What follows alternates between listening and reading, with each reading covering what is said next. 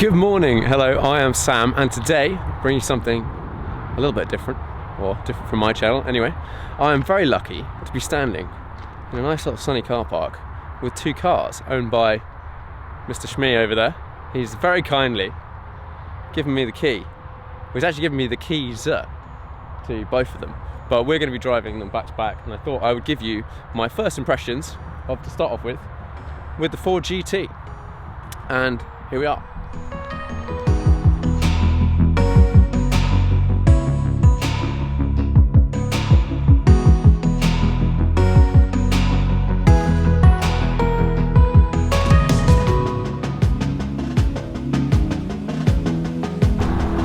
Okay, so walking around the car now, we have this particular car is in liquid red with the Alaman Racing gold stripe, and the engine, it's a 650-ish, 656 brake horsepower twin turbo V6.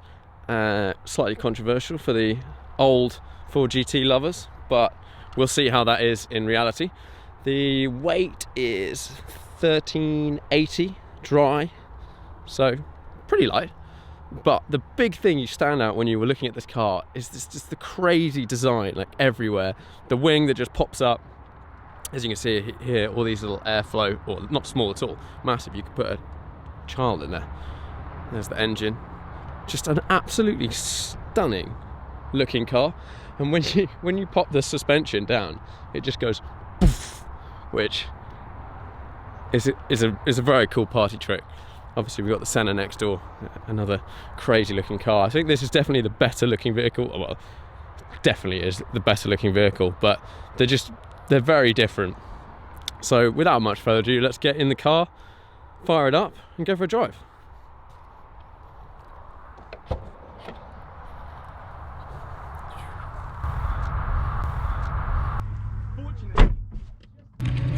Welcome to the Ford GT. Startup wasn't particularly flary. Immediately, they've got this tiny windscreen. It's like a slit like that I just can't really see out of, and this massive dashboard. And then I think Tim wants me to drive. We're ready. I'm going to put the lift up. Off we go. So first touch points with the car. We've got this tiny, well not tiny, but small feeling rectangular steering wheel, and the amount you can bring it towards you is absolutely nuts. So with this car, the pedal box moves forward and backwards, and then I'm just going to turn out of here, press a little button, now it goes. That's the suspension just dropping down. Pulling the paddles in this car, they've got a bit of a click, but it's almost like, let's say in the McLaren, it's very much click, click, click when you change gear, whereas this pulling of the paddles, it's more like sort of pushing into, there's a bit of give, it's like and then there's a tiny click. It's a bit of a weird thing. Straight away, left-hand drive car in the UK, bit interesting. Got to be very aware. It's quite a wide car, not too wide. I think it's more sort of longer than it is massively wide. Just threading it down these little roads. Obviously this car's being run in, so you can't really hammer it. It does make quite a good sound when you give it some beats though. Brakes, that's the first time I've touched the brakes, and I don't know whether you saw, I had a proper nearly go through the windscreen moment. So they're quite sharp. You've touched the brakes and you really are like poof. Just gonna wait for this car to go past.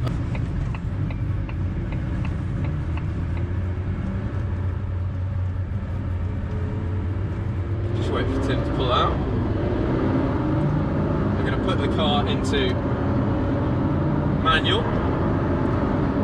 The dashboard is all digital affair with all the gauges, fuel economy. I think I was talking to Tim earlier and he's saying in town you get about 7 or 8 mpg, which is not a lot. moment we've got the wing up in the back. It's pretty crazy. When you look out the back, you just see this striped wing like bang in your rear view mirror. Visibility wise on the car, it's sort of not too bad. Just using there's some push buttons. When you look at the steering wheel, everything is on the steering wheel. So we've got these little buttons on the left and right to push it for indicators. Then you can twizzle this little dial, so to change the mode. So I'm in sport. I've got a cyclist in front of me. I don't want to run over.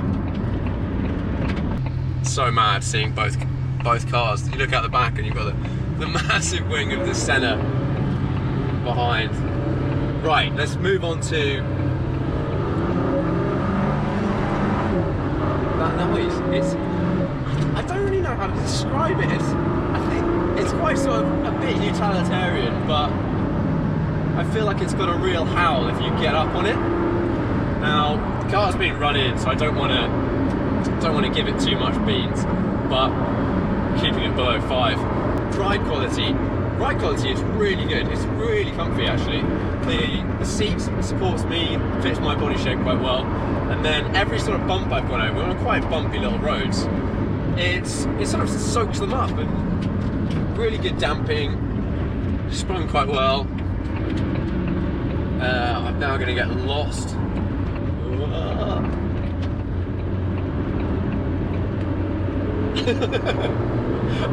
Tim somewhere.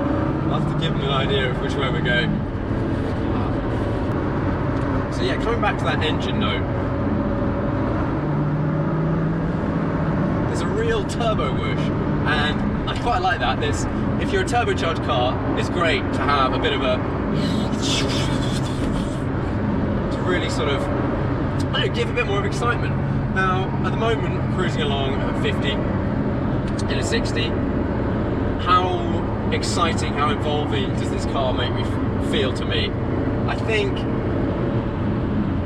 the very nature you're driving left-hand drive in a right-hand drive scenario, and that in itself adds a little bit, not crazy. The brakes are super strong, super sharp.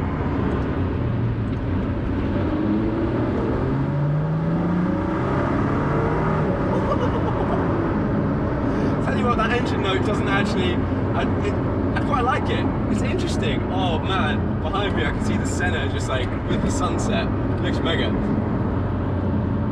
Yeah, I'm liking this car. I want to drive it faster. It still feels big though.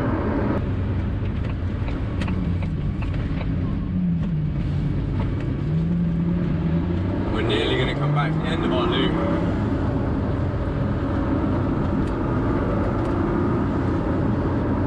Funny, the tunnel vision in front, because of this really low ceiling and the really high bonnet position, it really focuses you to sort of out there. You don't start thinking about what's in the car, all that sort of stuff. Interior wise, it's quite cool. It's definitely, interior wise, we've got this lovely carbon steering wheel. That's and then your display. That's your sort of interaction you get with the car. The seats, it's very nice, very comfy, feels like a cool place. It definitely feels special. It doesn't feel like you're just in a Focus or something like that. They've definitely really upped it. Now we're going to come up into minutes to the car park that we started off with, and that will conclude my little loop. Overall thoughts, what did I think? I think it was cool. It's something different. It's not really what I expected, I think. I would love to drive this car a lot more to get a bit more of an experience of it.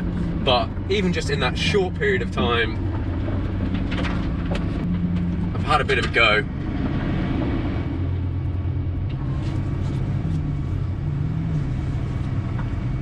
And I want to drive it more. I want to drive it more. Well, thanks Tim for letting me have a go. I don't know whether I really conveyed any useful information. On the inside, just having a little touch of the buttons, we can change the suspension into, just pop it up, like boom, and it goes straight up. And to lift, pop it down. That is something that it has over so many other cars. There we go. Down. When you turn it off, it just pops it down. I don't really know what to say. It's cool. It's a lot cooler than I thought it was going to be. It looks so insane from the outside. The inside is just kind of, it's nice. It's nice. You got all this visible carbon, and on that just short stint, it made me want to drive it more. I wasn't like, oh yeah, this is okay. No, I really would quite like to drive this more, fast, have a go on track, all of that stuff in track mode. But thanks very much. That's it. And there we have it. That was my drive in the Ford GT. Thanks very much, Tim. It's such an interesting car to drive because you get all this visual drama on the outside, and then you're not really sure what you're going to get on the inside. Is it going to be sort of a bit utilitarian, a bit American? I don't know if that's the right way of putting it, but I wasn't sure. And then you drive it, and then for the first couple of minutes, you're getting used to the size. Yeah, we're on the left-hand side in the UK, which is a bit weird. It's not super wide, like too wide that it doesn't fit down country roads. I've only been using a bit of the performance, a small amount of performance, and the noise, because it's in the running periods, we're only sort of taking up to like 5,000 RPM. But what a car! I really want to drive it more. It makes you want to drive it more the more you drive it, which is something that you can't say about all cars. And it definitely has some emotion in it. You feel it. It's wanting to sort of go, but at the same time, it is a GT. It feels a bit like it is a sort of GT car. It's very comfy, rides the roads very well. The braking is so sharp. It's just like poof, every time you touch the brakes. So it requires a little bit of refinement, but I enjoyed it. I think I now want to have a go on a track or sometime when it's run in. But thanks, Tim, and thanks for watching, guys.